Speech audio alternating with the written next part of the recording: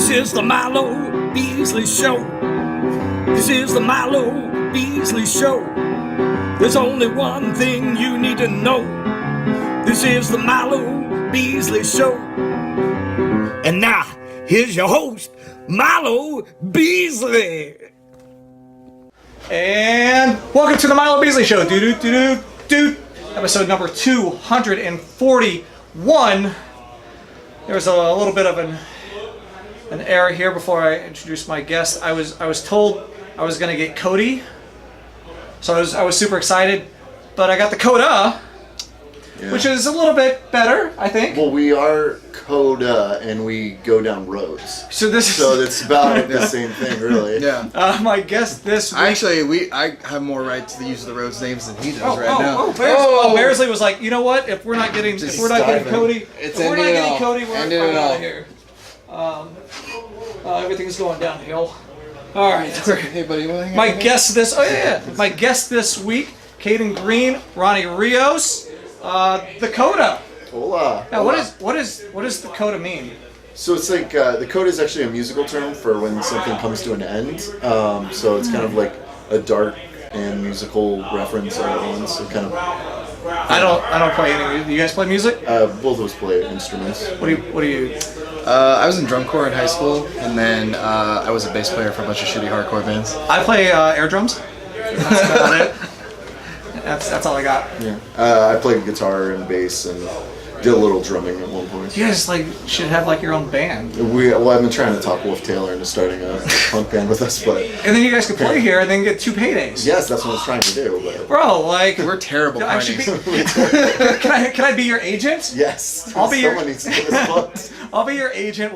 We'll get 2 paydays. No joke though, on our last road trip through Alabama, I saw a billboard, and I know this is not what it said. Okay. But my mind convinced me I saw it. I saw a billboard that said "Discount Church," and I was just like, I don't know how I'm gonna do it, but I need to start a new band called Discount Church. So the members of Awaken and the members of the Coda are gonna make a band called Discount Church. There you go. Is Leon the roadie?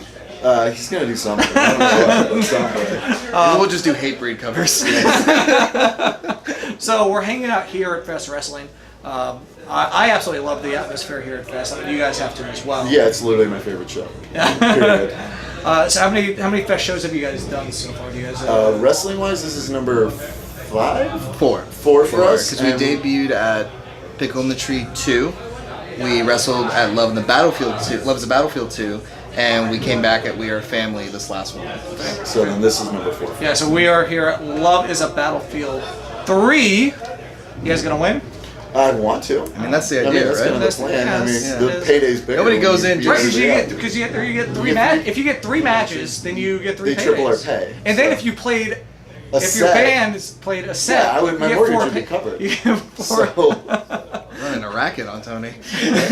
So where are you guys from? Originally from the Tampa area, gimmickly from Music City, Tennessee. Tampa as well? Or? Yeah, born and raised Tampa, Florida. Whereabouts in Tampa without giving... Oh, we lost the shoe. That's okay. I'm a Tampa guy as well. I was born in Tampa and then raised in the Brandon, Seffner area. So what about you guys? I am in Palm Harbor. Oh, okay. Yes, bougie. Yeah. I live in Tampa. I live dead central Tampa, so proper, right outside of Seminole Heights. I'm sorry. No, I love it. no joke. I love it because I'm 10 minutes from everything. Yeah. Including the Tampa strip clubs. Which is what Tampa is known for, right? You know, you say that, but I've only been to a strip club twice in my life. You know, couple. He's like a week. I've been to a couple this week. I don't even know where to go from here. It's only going down. How long have you guys been teaming? 2 years. It'll be 2 years next month.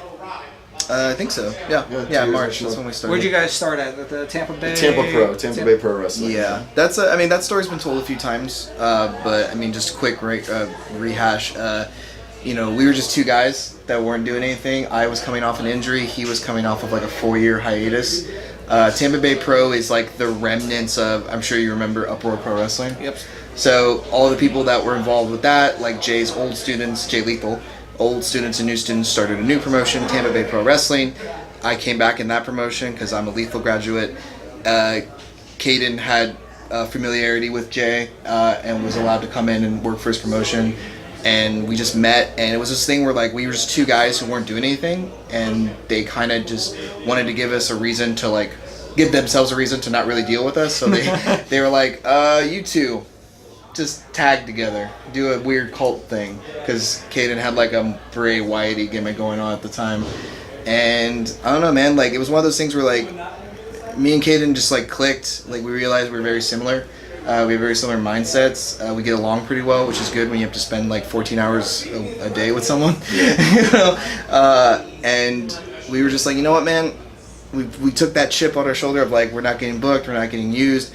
We're just gonna go hell to the leather and like be a real tag team. Like get matching gear, have a strong gimmick, have matching like tag team moves, and go out there and really pursue. And it's just been really rewarding because, like I said, we were just two guys that weren't doing anything, and now they're one of their premier acts. Like we're the Tampa Bay Pro Wrestling Tag Team Champions. We're one of the few acts in that promotion that gets out and like performs in other promotions. We perform here at Fest, perform in Southeast Georgia, Alabama. So it's just one of those things where it's like, I know I'm talking a lot.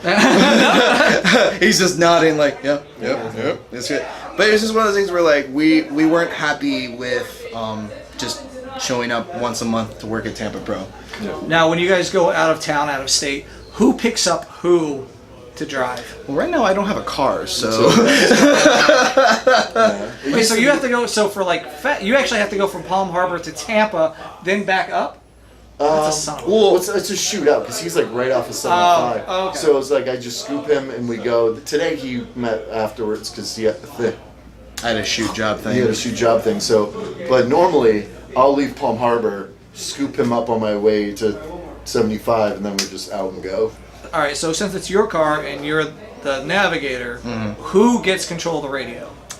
So it starts off with me until Rios gets completely tired of listening to Panic at the Disco. How can you get tired of Panic at the Disco? Well, I mean, after the first album.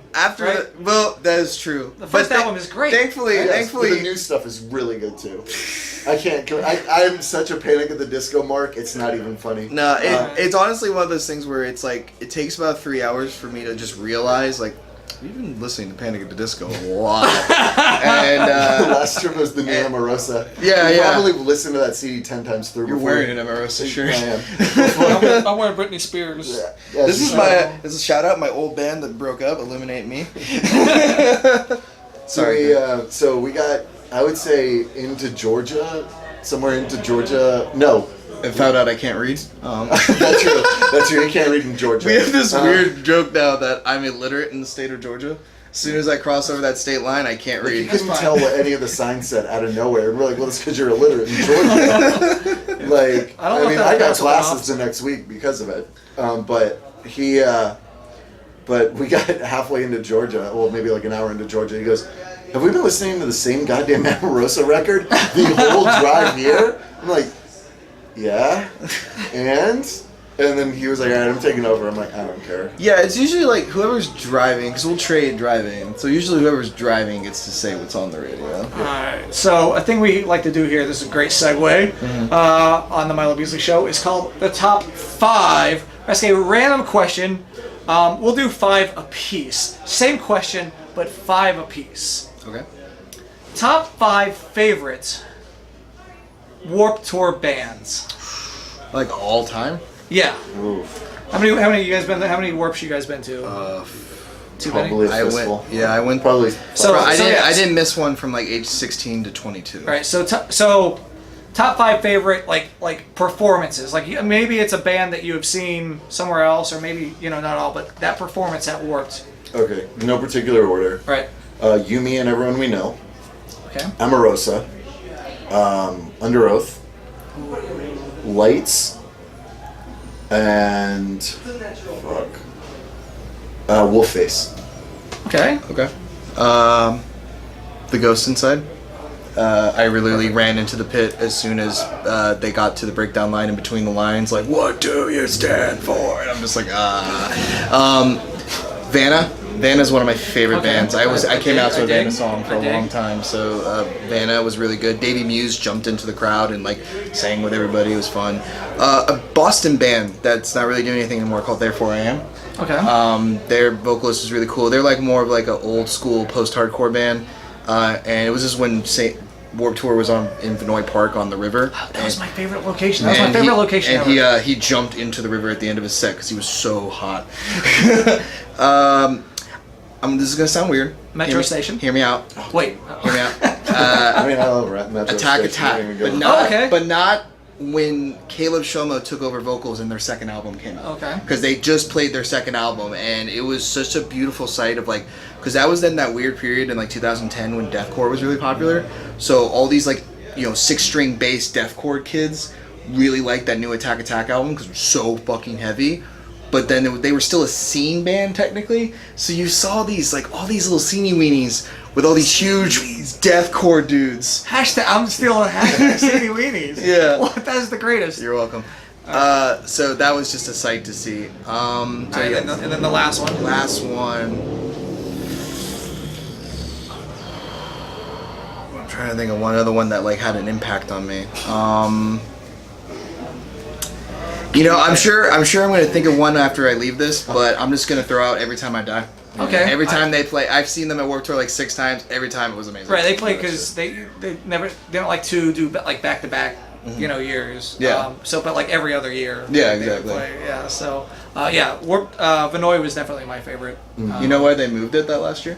Why they moved it? Yeah. No.